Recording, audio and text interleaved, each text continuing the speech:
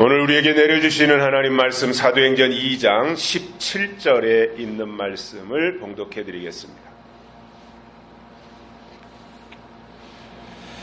하나님이 가라사대 말세에 내가 내 영으로 모든 육체에게 부어주리니 너희의 자녀들은 예언할 것이요 너희의 젊은이들은 환상을 보고 너희의 늙은이들은 꿈을 꾸리라. 아멘. 한 주간 동안도 건강하셨습니까? 오늘 날씨가 흐리고 눈이 올 것 같습니다. 코로나가 연일 500명을 웃도는 숫자가 나오고 있습니다. 제가 번번이 말씀을 드리지만 지금 나오는 숫자는 중요하지 않습니다. 몇 명을 검사했느냐가 훨씬 더 중요한 겁니다. 확장되니까 한 10월 달까지만 해도 하루에 한 12,000명 하다가 요즘에 한 2만 명 정도로 하는 것 같아요. 무슨 얘기냐면 검사를 많이 하면 확진자는 많이 나온다라는 얘기입니다.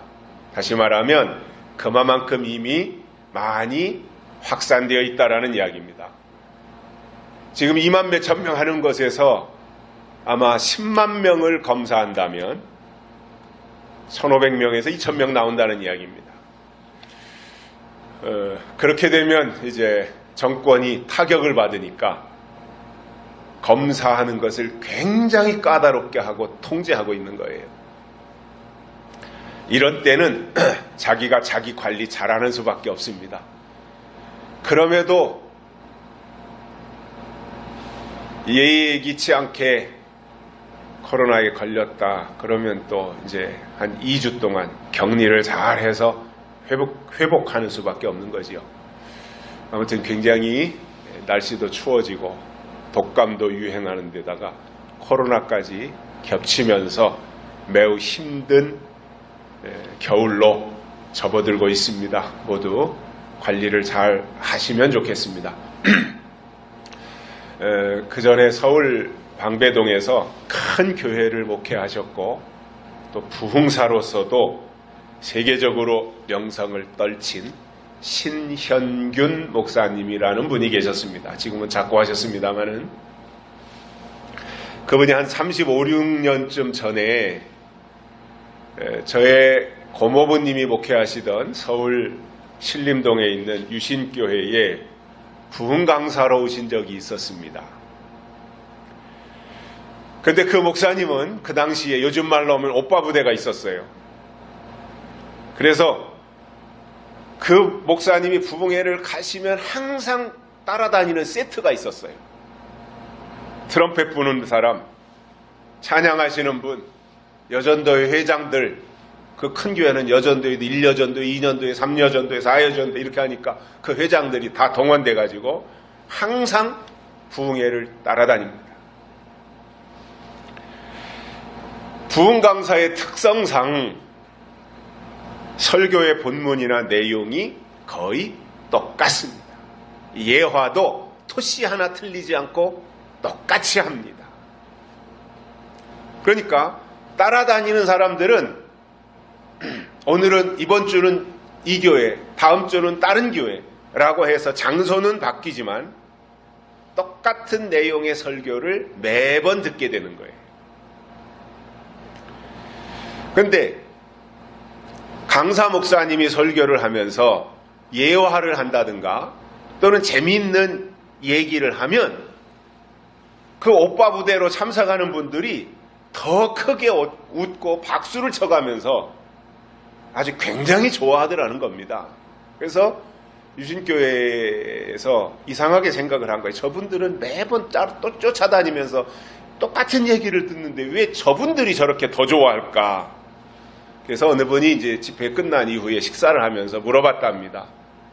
아니 매번 가는 곳마다 똑같은 설교를 듣고 똑같은 예화를 듣는데 식상하지 않느냐, 지루하지 않느냐 이렇게 물어보았더니 그분이 하시는 말이 전혀 그렇지 않고 오히려 더 재미있는데 왜 재미있느냐 하면 요새 이 다음번에 나올 얘기는 이런 얘기다라고 생각하고 있다가 목사님이 그 얘기를 하면 훨씬 더 재밌다라고 얘기를 하더라는 거예요. 자, 물론 매번 똑같은 이야기를 들으면서 기뻐한다고 하는 것을 아무나 할 수 있는 일은 아니라고 생각을 하면서도 또 한편으로는 그 사람들이 정상적이지 않다 이런 생각도 가지게 됩니다. 왜냐하면 신앙이라고 하는 것은 영적인 거예요. 그래서 신앙이 영적이라고 하는 말은 예화나 듣고 간증이나 듣고 이것이 아니라는 거예요. 그거는 아주 초보자 때 신앙을 일으켜 세우기 위해서 필요한 일부 과정에 불과한 거지, 교회 중직이 되어지고 신앙생활을 10수년 했는데도 불구하고 맨날 간증이나 듣고 예화나 듣는다면 그 신앙이 언제 성장하겠냐라는 거죠. 그래서 그런 부류의 신앙을 가지고 있다라고 하는 것은 영적인 신앙이 뭔지 육적인 신앙이 뭔지 도대체 감을 잡지 못하고 있는 사람들이라고 평가할 수 있는 것이고요. 중요한 것은 신앙이라고 하는 것은 영적인 것이기 때문에 영적인 신앙이 되기 위해서는 반드시 예언을 들어야 되고 하나님이 하실 일이 무엇인지에 대해서 알아야 되는 것입니다. 그런데 세상 돌아가는 이야기나 듣고 예화나 듣는다면 그러한 신앙은 의미가 없습니다. 성장이 될 수 없는 것입니다. 바울은 로마서 8장에서 그런 말씀을 했습니다. 그리스도의 영이 없으면 그리스도의 사람이 아니다. 그리스도의 영이 있어야 그리스도의 사람이다. 이렇게 할 정도로 기독교 신앙에서 가장 중요한 것이 뭐냐? 하나님의 영이 임하는 것입니다. 지식이 아닙니다. 이론이 아닙니다. 하나님의 영을 받는 것입니다. 그렇다면 영은 비물질이에요. 이렇게 만질 수 있는 물질이 아니에요. 비물질이에요. 무형상이에요. 어떤 형체가 있는 게 아니라는 말이에요. 그러니까 볼 수도 없고 만질 수도 없는데 그 영이 어떻게 존재하는지를 알고 그 영을 받을 수 있겠냐는 거예요. 성경에 그러한 원리를 우리에게 가르쳐주고 있습니다. 영은 말씀이기 때문에 하나님이 때를 따라 내리시는 말씀을 약속으로 받는 것이 하나님의 영을 받는 것이다, 그 말이에요.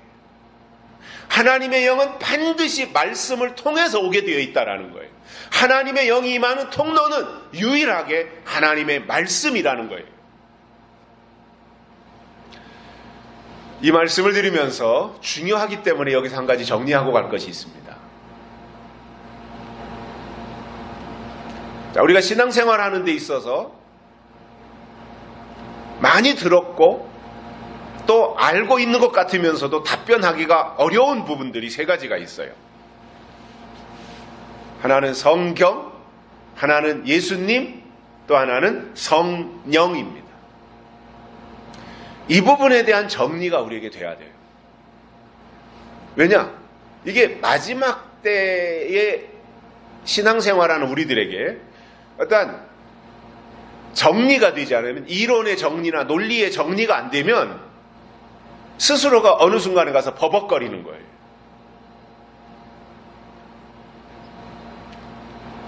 성경, 예수님, 성령님, 이 세 가지에 대한 정리를, 이 정리를 하려면 시간이 굉장히 필요하지만 제가 오늘 말씀드리고 싶은 어떤 영적인 부분들에 대해서 필요한 것들에 대한 어떤 한 부분에 대한 정리를 중요하기 때문에 한다면 성경은 한 권이에요. 그죠? 한 권이에요, 성경. 근데 이 성경을 구분하면 구약과 신약 이렇게 두 권이 합쳐진 거예요. 구약, 과거의 약속과 신약, 예수님이 오신 이후에 새로 주신 약속, 이것이 따로따로 떨어져 있었는데 이것을 합쳐서 한 권의 성경으로 만들었지만 구분해 보면은 구약이 있고 신약이 있다. 두 가지의 약속이 존재하고 있다라는 것을 설명하고 있는데, 구약이든 신약이든 핵심 주인공이 누구냐면 예수 그리스도를 가르치고 있는 것이 구약이고 신약이고 또는 성경이더라는 겁니다.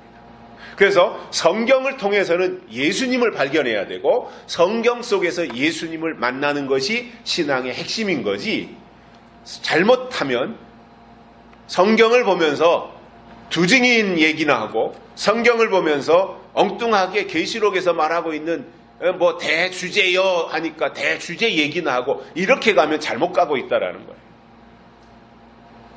다시 강조합니다. 성경의 주인공은 예수 그리스도이기 때문에 구약에서도 예수님을 만나야 되고 신약에서도 예수님을 만나야 되며 계시록에서도 예수님을 만나야 된다 이겁니다. 그래서 구약이 증거하는 예수는 오실 예수, 신약이 증거하는 예수는 오신 예수, 요한계시록이 증거하는 예수는 다시 오실 예수를 증거하고 있다라는 거예요.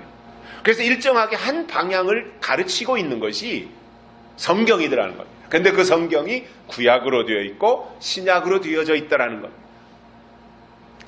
자, 우리가 또 예수님을 이야기합니다. 예수님은 한 분이시죠. 한 분이신데 초림과 재림으로 구분할 수 있어요. 그래서 초림 예수님은 구원자로 오셨고 재림 예수님은 심판자로 오신다 이겁니다. 한 분이신데 역할이 다르다라는 거예요. 성령도 마찬가지입니다. 성령도 하나예요. 그런데 이른 비와 늦은 비로 임하신다라는 것을 성경은 우리에게 강조하고 있습니다. 그래서 이른 비라고 하는 것은 봄에 씨앗을 파종할 때 싹을 틔워주기 위해서 내리는 것이 이른 비, 봄비이고, 늦은 비는 가을에 이제 곡식들을 연글게 하기 위해서 추수를 앞두고 내리는 비입니다. 똑같은 비예요. 봄에 내리는 비도 비, 가을에 내리는 비도 비, 이른 비도 비, 늦은 비도 비예요. 똑같은 비예요. 성분도 똑같을 거예요. 미세먼지를 어느 때 좀 더 포함하고 있느냐 그런 차이가 있을지 모르지만 비라고 하는 것은 똑같아요. 그런데 봄에 내리는 비가 싹을 틔운다면 가을에 내리는 비는 연글게 만드는 역할에 있어서는 차이가 있더라는 겁니다. 초림 예수님과 재림 예수님이 하시는 일, 역할에 있어서 다르듯이 이른 비 성령과 늦은 비 성령도 역할에 있어서 다르더라는 거예요.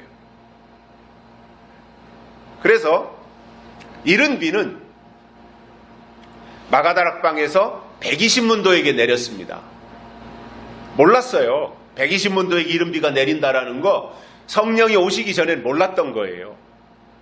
다만 예수님의 말씀을 듣고 기다리라고 하니 예루살렘을 떠나지 말고 그저 기다렸어요. 한 500여 명이 기다렸어요. 그러다가 나머지는 다 돌아가고 120명이 남아있을 때 때가 되니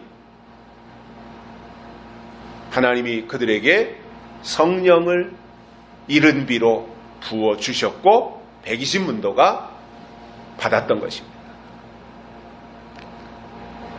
반면에 늦은 비 성령은 예수님이 재림하시기 직전에 14만 4천에게 부어주시겠다라는 거예요. 이게 될 일이에요.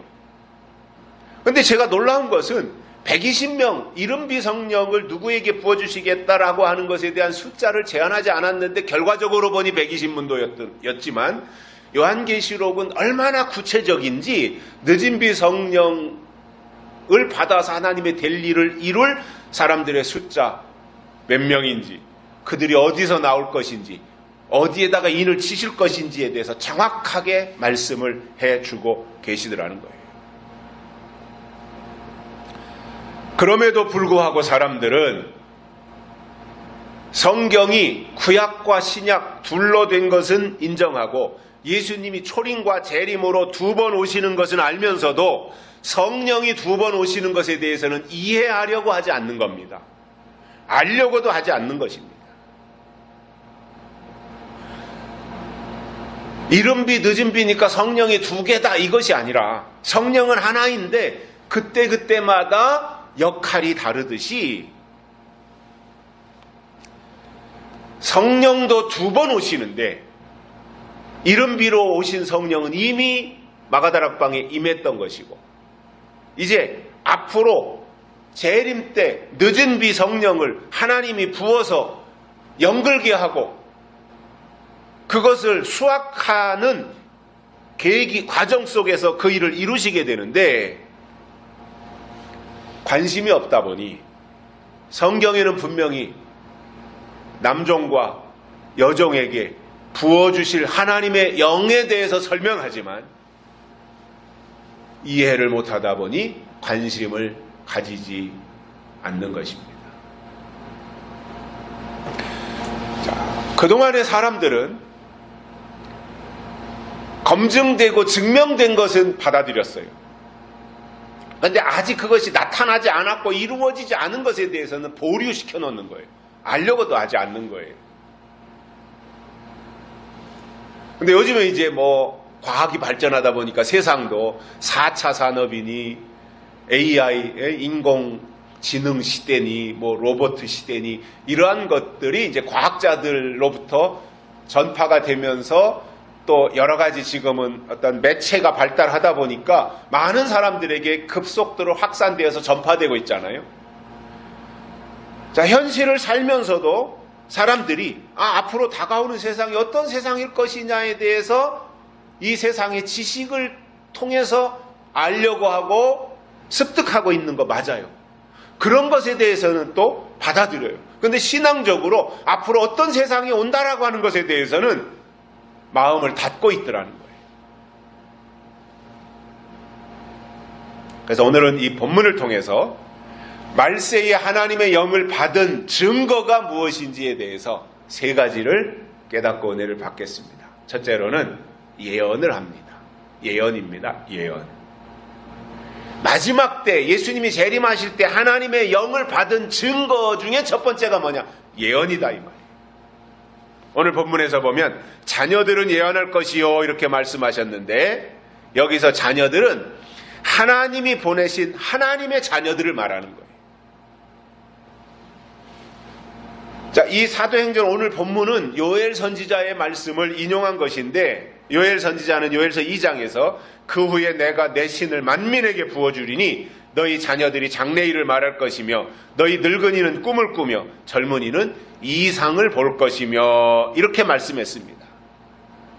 자, 오늘 본문과 비교한다면 오늘 사도행전에서는 자녀들은 예언할 것이요 이렇게 말했고, 요엘 선지자는 자녀들이 장래일을 말할 것이며 이렇게 말했어요. 자녀들이 예언할 것이며 또는 자녀들이 장래일을 말할 것이며, 그러니까 예언한다는 말이나 장래일을 말하는 것이나 같은 뜻이라는 말입니다. 그래서 하나님은 하나님의 자녀들이 이 시대에 주신 예언과 장래일을 말하기를 원하신다는 거예요. 구약 성경을 보면 선지자들이 나오고 선지서가 나옵니다. 그래서 선지서를 다른 말로 예언서라고 합니다. 같은 말이에요. 선지자를 다른 말로 예언자라고 말합니다. 그렇다면 지금 이 시대에도 하나님이 보내셔서 하나님의 계획을 말할 사람들에게 하나님의 계획을 또는 하나님의 약속을 먼저 깨닫게 하시고, 그리고 그것을 말할 수 있는 예언자들을 찾고 계시다는 것이고, 그래서 하나님의 말씀을 증거하는 설교자는 반드시 예언자가 되어야 된다 그 말입니다.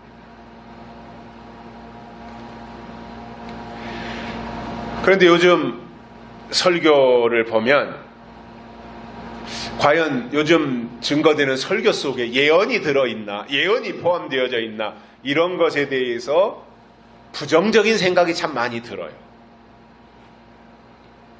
유명한 설교자들이 매일 쏟아내는 수많은 설교가 있어요. 그런데 과연 그 설교 속에 예수님의 재림이나 하나님이 하실 일에 대한 예언이 포함되어져 있는가? 그 속에 하나님의 약속이 들어있는가? 홍수 때가 되면 막상 마실 물이 없는 것처럼 요즘처럼 설교가 TV를 통해서, 라디오에서, 유튜브에서 넘쳐났던 적이 없어요. 요즘처럼 넘쳐났던 적이 없어요.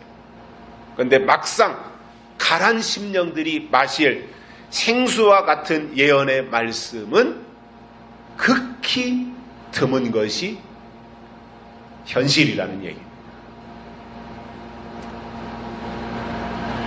만약에 서울에 있는 큰 교회 목사님들이 예언의 말씀을 증거한다면 확장성이 대단할 거라고 생각을 해요.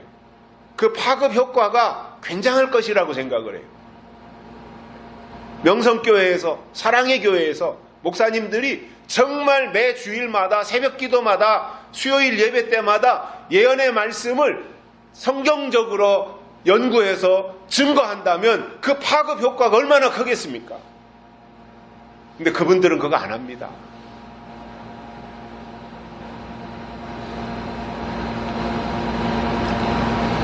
예수님이 이 땅에 초림하실 때 하나님은 세례 요한을 예수님보다 6개월 먼저 보내셔서 내 뒤에 오실 분이 누구신지에 대해서 알리며 예언하고 또 회개해야 된다고, 그러니까 돌이키라는 이야기죠. 구약의 율법 가지고는 안 되니까 이제 예수님께로 돌아와야 된다라고 하는 이야기를 하면서 할례를 포기하고 이제 세례를 받아야 된다는 것으로 모든 것을 대폭 바꿔버렸습니다. 이게 세례 요한의 역할입니다. 저는 이 세례 요한을 볼 때마다 그런 생각을 합니다. 앞으로 예수님이 재림하실 때에도 세례 요한과 같은 자들이 나타나서 예언하는 일에 쓰실 종들을 하나님이 먼저 보내실 것이다. 예수님이 오시기 전에 세례 요한이 먼저 나타날 것이다. 그 사명을 가진 자들이. 그래서 다시 오시는 예수님을 증거하고 이제 세례가 아니라 인맞아야 된다 이렇게 말하고, 그리고 하나님의 약속을 받아야 된다라는 것을 증거하면서 요한계시록에 있는 말씀처럼 다시 예언하는 이 일에 쓰실 종들을 하나님이 찾고 계시다 그거예요. 그래서 하나님의 정하신 때가 가까워지면 하나님은 예언하는 종들을 통해서 예언의 말씀을 증거하고, 그래서 다시 오실 예수님을 슬기로운 다섯 처녀와 같이 맞이할 사람들을 찾으신다는 겁니다. 그 방법이 뭐냐? 예언의 말씀을 통해서 구별하신다 그거예요. 그래서 은혜 시대에는 예수 믿고 천국에 들어가는 것이 목적이었다면 재림 때가 되면 반드시 속히 될 일인 요한계시록의 말씀을 하나님께 받아서 예언하는 종들을 찾고 계신데 그 대상이 자녀들이다 그거예요. 자녀들이 예언할 것이다 그랬잖아요. 그게 자녀들이라는 것입니다. 그러면 자녀가 누구예요? 부모에 의해서 태어난 자가 자녀예요. 새 생명으로 이 세상에 응해야 하고 태어나야 이제 그게 자녀인 거예요. 마찬가지로 하나님의 자녀란 하나님이 낳은 자입니다.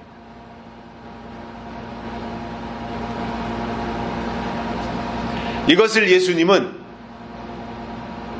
요한복음에서 거듭남이라고 설명하셨고, 야고보 사도를 통해서는 진리의 말씀으로 우리를 낳으셨느니라 이렇게 설명을 하셨습니다.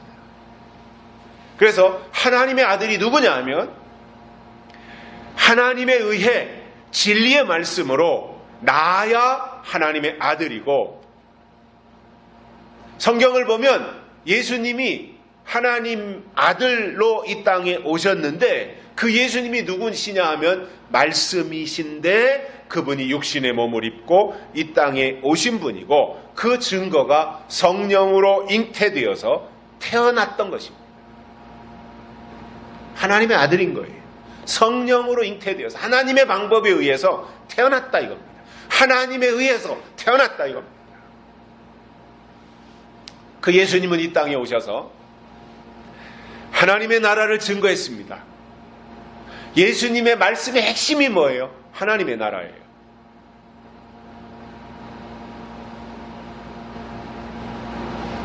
그 하나님의 나라에 대한 말씀을 증거하시면서 그것을 더 사람들에게 아주 심어주기 위해서 십자가 사건, 부활 사건, 그리고 재림에 대해서 예수님이 이 땅에 계시면서 예언하셨던 겁니다.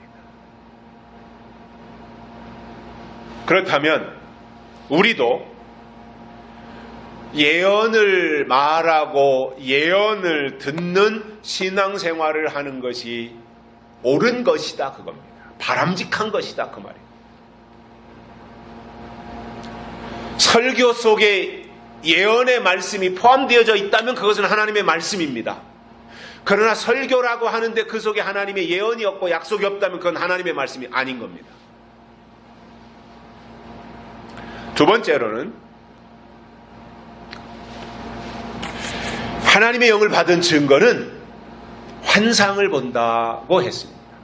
환상입니다. 환상. 젊은이들은 환상을 보고 이렇게 말씀했지요.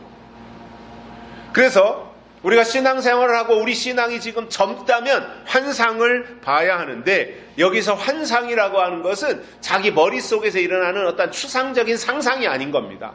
내 상상력을 발휘해서 만들어낸 어떤 또 다른 세계가 아닌 것입니다. 여기서 말씀하는 젊은이들이 환상을 보고라고 한 이것은 실제로 존재하는 것을 먼저 보는 능력을 말하는 거예요. 실제로 존재하는 세계, 아무나 볼 수 없는, 아무나 느낄 수 없는 어떤 하나님이 정해놓으신 실제의 세계를 보는 것, 이게 환상인 거예요. 그런데 환상을 볼 때 주의할 것이 있습니다. 뭐냐면 환상은 반드시 성경 속에서 보려고 해야 된다 그 말입니다. 꿈속에서 보는 거 아닙니다. 자다가 꾸는 꿈속에서 보는 그게 환상이 아닙니다.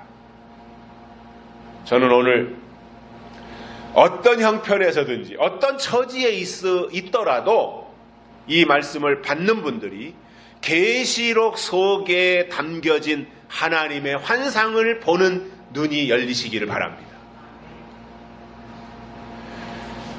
성경 속에 담겨진 하나님의 환상, 하나님이 이 시대에 우리에게 보여주고 싶고 우리가 보기를 원하시는 그 하나님의 계획 속에 포함되어진 그 환상,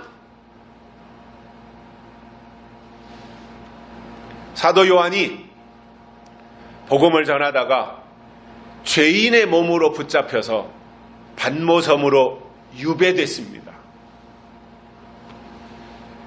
얼마나 초라했겠습니까? 다른 사람들이 볼 때도 다 이 죄수의 몸으로 유배당하니 무슨 화려함이 있겠어요? 찬란함이 있겠어요?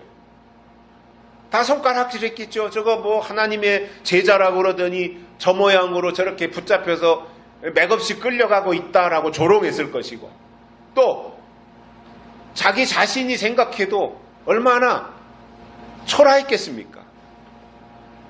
스스로가 얼마나 이 좌절도 될 수 있는 부분들이잖아요. 자기 자신이 비참하다고 생각할 수 있는 상황이거든요. 그러나 요한은 상황에 연연하지 않았던 거예요. 사람들의 말에 치우치지 않았던 거예요. 그는 반모섬에 오기 전에나 반모섬에 온 이후에나 하나님을 향한 그의 마음은 똑같았다는 거예요. 어떤 사람들은요, 좋은 환경 속에서는 아멘 할렐루야 하나님이 축복해 주셨다, 하나님이 잘되게 해주셨다 이렇게 간증처럼 말을 하다가 뭔가 일이 잘 안 되고 어려움이 반복되어지고 극도로 힘든 상황이 되어지면 코가 석자나 빠져가지고 아주 좌절하고 낭망하면서 수렁 속에 빠지는 것 같은 부정적인 말을 하는 사람들도 주변에서 수없이 많이 보게 됩니다. 그것은 성숙한 신앙은 아닌 겁니다.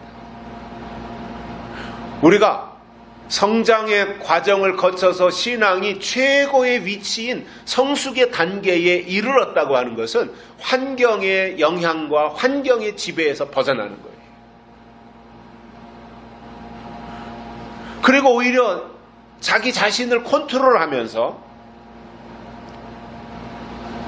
부했을 때나 아니면 어려움을 만났을 때나 그 하나님을 향한 마음이 일정하게 똑같이 표현하면서 욥이 그랬잖아요. 좋은 환경 속에 있을 때나 10남매 자식을 다 데려가고 종들도 다 데려가고 양떼나 소떼도 다 잃어버리고 아무것도 남은 것이 없는 지경에서도 욥의 고백이 뭐예요? 주신 이도 여호와시요 취하신 이도 여호와시다. 그리고 하나님께 영광을 돌려 드렸던 이 욥의 모습이 정말 하나님의 사람의 모습이 아니겠는가 그런 생각을 해요. 뭐 쉬운 건 아니에요. 그러나 그것이 저는 신앙의 경지라고 생각을 해요. 반모섬에 간 사도 요한 좌절할 수 있고 낙심할 수 있었지만 요한은 그런 것에 전전긍긍하지 않았습니다. 초월했습니다. 그리고 그는 오히려 하나님께 감사했을 것입니다. 그리고 지금까지 하나님이 어떻게 인도하셨는가를 요한은 알기 때문에 이곳으로 보낸 하나님의 계획이 있을 것이다 라는 기대감에 오히려 사로잡혔을 것이라고 저는 생각을 합니다. 이게 하나님의 사람들이잖아요. 여기로 보내신 하나님의 뜻이 있을 것이다. 그렇다면 그것이 무엇일까? 라는 것에 대한 오히려 기대감이나 흥분이 있었을 것이라고 생각을 해요. 반모섬은 요한에게 하나님이 준비하신 예비처였고 거기서 계시록 4장에 보면 요한을 향해서 하나님이 이리로 올라오라 이렇게 말씀을 하시잖아요. 그리고 올라오라는 말씀을 듣고 그의 영이 하나님께로 올라가서 2000년 후에 하나님이 하실 일이 무엇인지를 듣고 본 것을 그대로 적은 것이 바로 요한계시록이었던 거죠.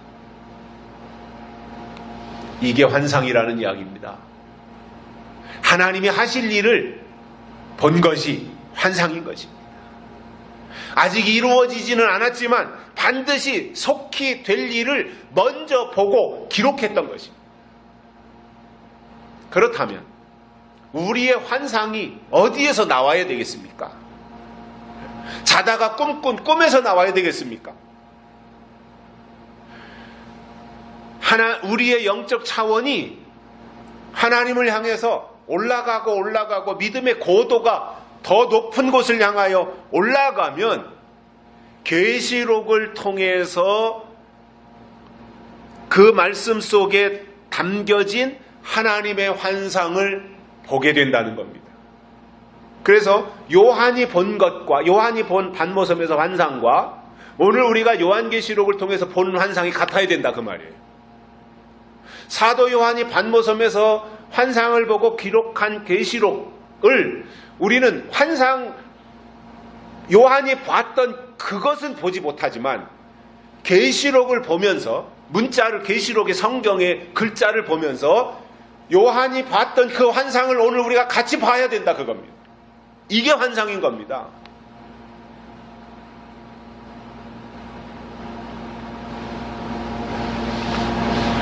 무엇보다도 우리의 생각이 젊어지고 신앙이 상록수처럼 푸르고 싱싱하게 젊어져야 되고요. 우리의 신앙이 젊어져야 돼요. 물론 겉사람은 후패하겠지만 나이가 드니까 어쩔 수 없이 그러나 속사람은 날로 새로워지면 좋겠어요. 그게 하나님이 우리에게 원하시는 모습이기 때문입니다. 여러분 우리가 다 젊은 시절을 거쳐왔습니다. 여기까지 왔습니다. 최고로 예뻤던 시절이 우리에게 다 있습니다. 젊었을 때는 화장을 안 해도 피부가 얼마나 탱탱하고 윤기가 반짝반짝 나고 곱고 예쁘잖아요. 그런데 나이가 들면 주름살도 생기고 피부에 윤기도 없어지고 스스로 거울에 비춰지는 모습을 보면서 초라하다는 느낌을 가지게 되지만, 그러나 속사람이 날마다 새로워지면 나이는 어쩔 수 없지만, 겉사람은 어쩔 수 없이 그 길로 가지만, 그러나 얼굴에 기쁨이 있고 하나님에 대한 기대감이 있고 환해지고 밝아지는 모습으로 살아갈 수 있다는 거예요. 우리 육신이 그렇잖아요. 속이 쓰리고 맨날 소화가 안 되고 배가 아프고 그냥 늘 그 불편한 그 증상을 가지고 산다면 그의 얼굴에 그러한 것들이 다 나타나잖아요. 그래서 얼굴을 보면 저 사람은 병색이 있다, 어디 속이 불편한가 보다, 이런 것들이 다 역력하게 나타나는 것처럼, 반대로 속이 건강한 사람은 얼굴에 뭐 속이 부대끼는 게 없으니까 얼굴이 이렇게 불편할 이유가 없잖아요. 그러니까 속이 건강하면 얼굴에 화색이 있고 밝은 것처럼, 그러한 속사람이 영적으로 건강하면 겉사람도 밝아진다라는 겁니다. 주름살은 생기지만 밝아진다는 거예요. 저는 사람을 대하면 얼굴부터 봅니다. 얼굴부터. 그가 예쁘냐 미우냐 이거를 보는 것이 아니라 얼굴이 평안하냐, 아니면 얼굴에 웃음이 있느냐, 미소가 있느냐, 인자함이 있느냐, 그러면 그 사람을 저는 기대를 합니다. 제가 많은 사람들을 지금까지 살면서 얼마나 많은 사람들을 만났겠어요? 처음 보는 사람들도 많이 만났고 세상 사람들도 많이 만났어요. 그런데 잘 웃는 사람 치고 악한 사람이 없더라고요. 세상에서도 잘 웃는 사람 치고 악한 사람들이 없어요. 근데 교회 안에 있으면서도 잘 웃지 않는 사람들은 속에 또 다른 꿍꿍이가 있어요. 물론 나이가 들면서 웃음이 사라지는 건 맞아요. 어렸을 때는 사소한 일에도 막 깔깔거리고 지들끼리 무슨 얘기하다고 이상한 말 한마디만 나오면 그것 가지고 그냥 배꼽 잡고 지들끼리 낄낄거리고 웃고 하는데, 나이가 들면서는 사람이요 점점 웃을 일이 사라지고 즐거움이 없어지는 것이 맞아요. 그렇게 돼 있잖아, 인간의 구조가. 그러나 우리가 신앙 안에 있다면 우리 얼굴에, 내 속에 정말 하나님의 영이 계시기 때문에 내 안에 계신 하나님의 영을 내가 다른 사람들에게 비춰줘야 되고 보여줘야 되기 때문에 그것을 어떻게 보여줘요? 보여줄 수 있는 것은 내 얼굴밖에 없거든요. 하나님을 보여줄 수 있는 것은 내 얼굴이에요. 그렇다면 그 얼굴에 기쁨이 있고 미소가 있고 감격이 있고 즐거움이 있고 행복함이 있고 이러한 모습으로 우리가 살아야 된다라는 겁니다. 그래서 저는 이제 사람들을 볼 때 얼굴 먼저 보는데, 제가 딱 얼굴을 봤는데 그 사람 얼굴에 도끼가 있다든가 아니면 찬바람이 쌩쌩 불고 얼굴이 찌그러져 있다면 저는 그 사람에게 말도 붙이지 않습니다. 정말 우리가 하나님의 사람이고 약속의 사람이라면 우리 속사람이 날로 새로워지고 그에 따라 겉사람의 모습도 좋아져야 된다, 그 말인 것입니다.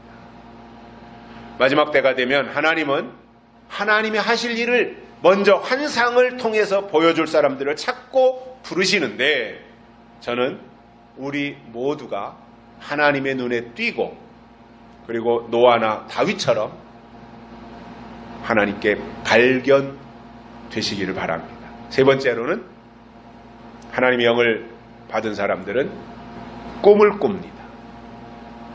꿈을 꿉니다. 꿈. 늙은이는 꿈을 꾸리라 이렇게 말했어요.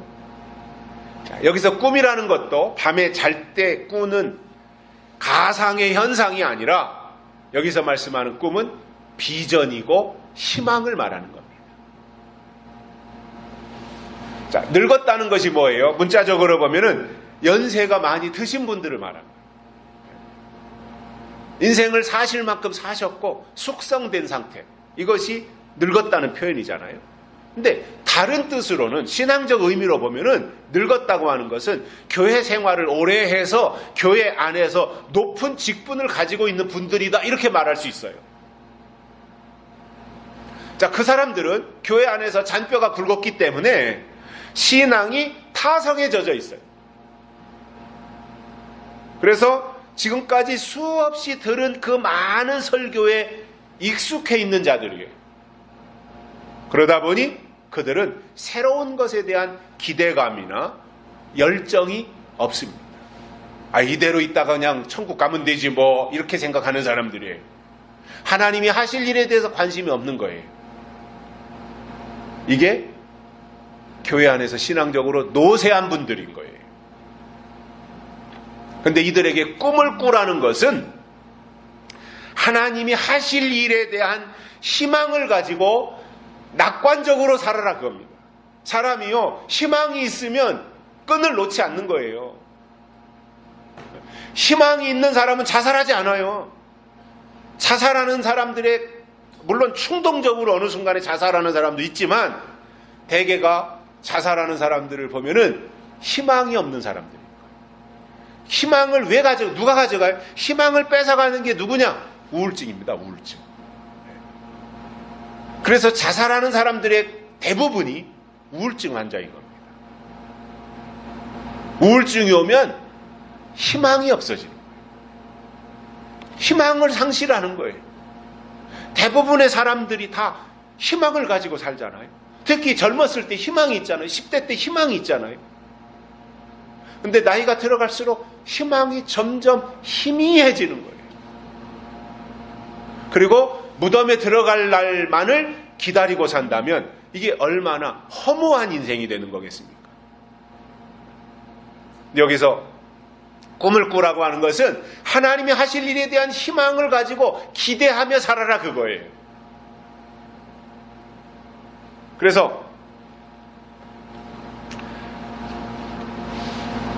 낙관하면서 긍정적으로 생각하면서 하나님을 기대하면서 하나님을 희망하며 사는 것은 매우 중요한 것입니다. 그래서 우리가 믿음을 말할 때 믿음은 하나님에 대한 소망이라고 말하잖아요. 소망, 하나님을 소망하며 사는 겁니다. 우리가 소망으로 구원을 받는다라고 로마서에서도 말씀을 하고 있어요. 제가 어디 책에서도 봤는데 이스라엘이라는 나라 있잖아요. 이스라엘이라는 나라. 전체 인구가 한 830만 명 정도 돼요. 우리나라가 5,200만 명 되는데 아주 830만 명, 작은 나라이죠. 그리고 면적도 우리나라의 강원도 정도밖에는 안 되는 작은 나라입니다. 뿐만 아니라 그 이스라엘이 속한 그 지역을 중동이라고 그러잖아요. 거기에 이란, 이라크, 여러 팔레스타인, 그 여러 바레인, 여러 그 중동 나라들이 있지 않습니까? 그런데 그 이스라엘을 제외한 그 주변에 있는 중동 나라들은 땅을 파면 기름이 다 나와요. 중동은 다 산유국이라 그러잖아요. 그래서 기름이 나오는 나라예요. 근데 재밌는 사실은요, 같이 중동 국가인데 이스라엘은 기름이 안 나오는 거예요. 뿐만 아니라 이스라엘 주변에는 이스라엘을 삼켜버리려는, 이스라엘을 침략해서 아주 집어먹으려고 하는 나라들이 도사리고 있습니다. 또 언제 미사일 공격을 받을지 모르는 상황 속에서 늘 불안하게 살 수밖에 없는 나라가 이스라엘이에요. 앞에는 지중해 바다지요. 뺑돌리 다 중동 이스라엘을 집어삼키려는 나라들로 포위되어 있습니다. 얼마나 하루하루 사는 게 불안할 수밖에 없을 거 아니에요. 그런데 그 이스라엘 사람들을 보면 최악의 조건에서 그들은 이웃 나라가 감히 얼씬도 못할 정도로 강력한 나라가 됐는데 그 이유가 어디에 있는가?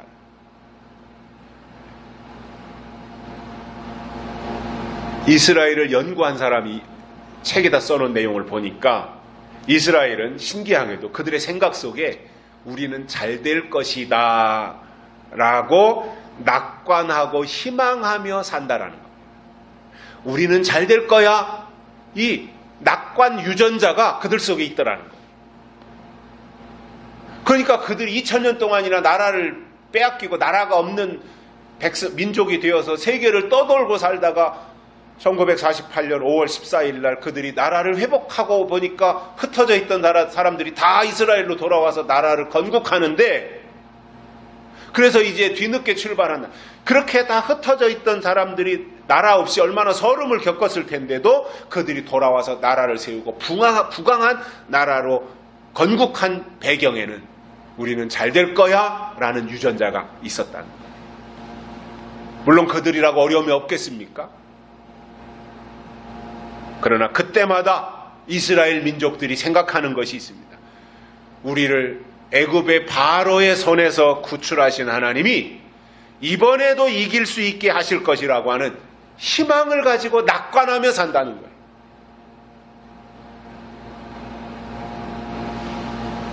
여러분, 꿈을 가지고 사는 사람은 새로운 세계에 대한 기대감이 있습니다. 또 열정 에너지가 있습니다.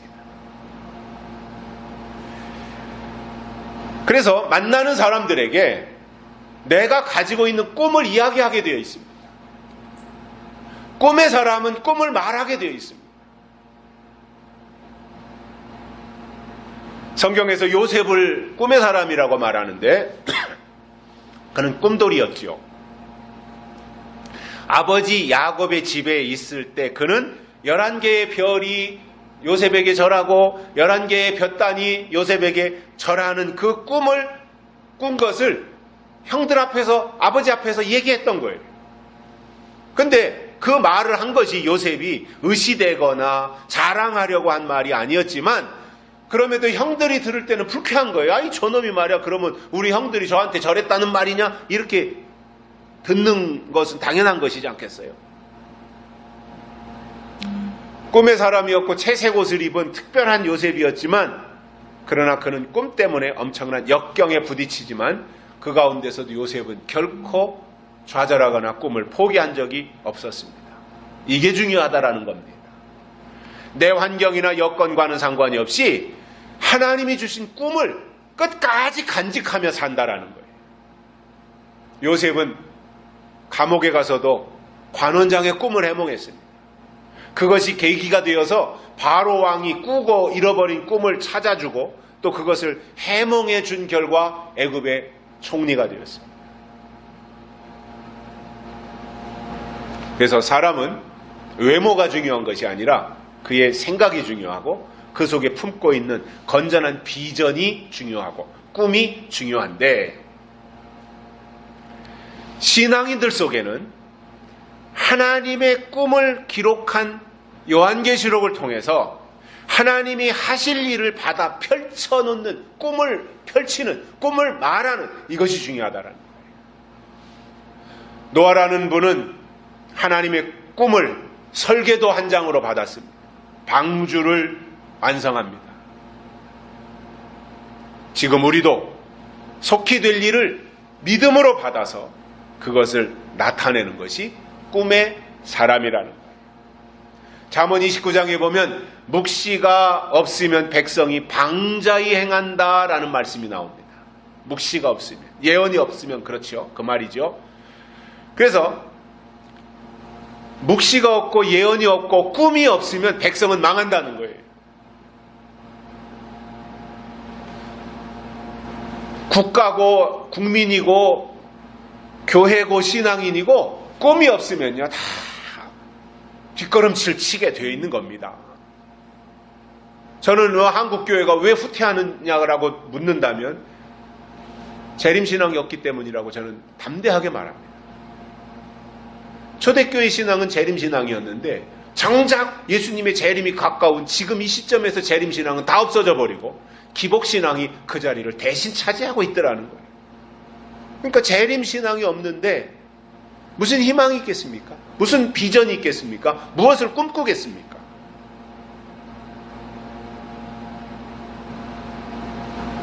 우리가 하나님께로 받은 약속을 받았다는 것은 우리 속에 하나님이신 거룩한 꿈이 있다는 것이고, 그 꿈을 우리의 마음에 품고 그 꿈을 이루어드리기 위해서 노력하는 것이 하나님의 사람들의 모습인 것입니다. 여러분, 꿈의 사람에게는요, 열정이 있습니다. 또 꿈의 사람은 기다리고 인내하게 되어 있습니다. 그리고 그 꿈이 있으면 그 꿈을 이루어드리고 싶은, 꿈을 나타내고 싶은 선한 충동과 그것을 이루어가기 위한 과정 속에서의 성실함이 있게 되어 있어요. 세상으로 나가는 거 쉽습니다. 그러나 꿈을 붙잡고 간직하고 있는 것은 그것이 이루어질 그 시점까지는 고난의 연속이고 어려움이고 고난일 수 있는 것입니다. 그러나 하나님을 꿈꾸는 사람은 하나님의 꿈이 무엇인지 알고 그 꿈을 같이 꾸는 사람이 되는 거예요. 이게 진짜 꿈의 사람인 거예요. 요셉을 팔아먹은 형들이 있지 않습니까? 요셉이 아버지 심부름으로 왔을 때 저만큼 요셉이 오는 것을 보고 형들이 이제 빈정됩니다. 저 요셉이 오는 것을 보고, 야 저기 봐라, 꿈꾸는 자가 오는도다, 이렇게 말했어요. 형들이 창세기에 보면 꿈꾸는 자가 오는도다. 요셉을 향해서 꿈꾸는 자가 온다. 이것이 저 요셉은 꿈을 가졌고 희망을 가졌고 예언의 말씀이 있고, 이것을 칭찬한 것이 아니라 저놈 봐라, 저놈, 저 꿈꾸는 자라고 말하는 저놈이 오잖아 저거 하면서 빈정대며 한 말이거든요. 그 말이.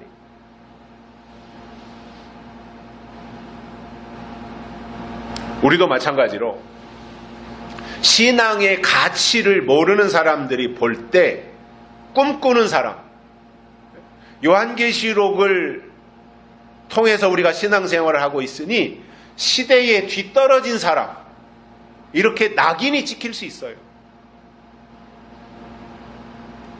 그러나 그럼에도 그런 것에 연연하지 아니하고 믿음을, 꿈을 통해서 주시는 믿음을 지키는 것이 중요하다, 그 말입니다. 결론적으로 우리가 이 시대에 하나님이 말세에 주시는 영을 선물로 받았다면, 그래서 우리 속에 하나님의 영이 있고 하나님이 주신 것이 우리 안에 정말 간직되어 있다면, 그 증거로 성경을 통해서 하나님이 하실 일인 예언을 말해야 되고, 성경을 통해서 하나님이 보여주시는 환상을 봐야 되며, 하나님의 꿈이 우리의 꿈이 되고 내 꿈이 되어서 하나님의 꿈을 함께 꿈꾸는, 그래서 하나님의 꿈이 내 꿈이 되는 그러한 하나님의 종들이 되시기를 주의 이름으로 축복합니다. 살아계신 하나님 아버지, 감사합니다. 오늘 또 하나님의 말씀을 듣게 해주셔서 감사를 드립니다. 들었사오니 이 말씀이 우리의 심령에 새겨지게 하시고, 이 말씀이 이유가 되어져서 예언의 말씀을 증거하는 예언의 사람들 되도록 축복해 주시옵소서. 어디서든지 하나님을 나타내게 하시고 하나님의 꿈을 말하게 하시며 우리 속에 하나님의 꿈이 간직되어지도록 축복해 주시옵소서. 다시 오실 예수님의 이름으로 간절히 기도드리옵나이다. 아멘. 찬송가 502장, 새 찬송가는 445장입니다. 부르시면서 헌금 드리시겠습니다.